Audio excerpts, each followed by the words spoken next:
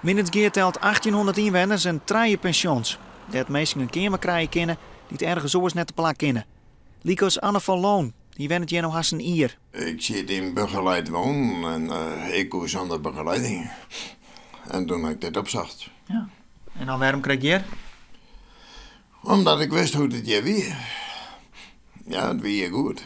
Van Loon went het in het pension van Wietse de Vries, die het de snackbar in het dorp had. Ik wil een bakje koffie. Ja. In deze 2 gebouwen vangt er 18 mensen op. De Vries wie van doel lijkt dit huis te keepjen voor verhier, ze zei het zelfs.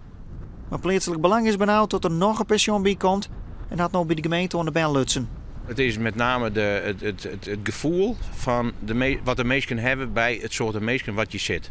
Er is net bekend wat van achtergrond dat deze mensen hebben. Wel bekend is dat er mensen met een crimineel verleden bij zitten, maar ik of drugsverslaven, drankverslaven. Dus dat zijn mensen die ik in de omgang een bepaalde manier van onveiligheid houden. De meeste mensen die hier bij mij zitten, zijn in de regel alle mensen van de GGZ. En die hebben vaak helemaal net een crimineel verleden net. De kinderen zien een Sabine die het eerst verzwijgt. Op die manier. Maar dan later komt er weer iets uit.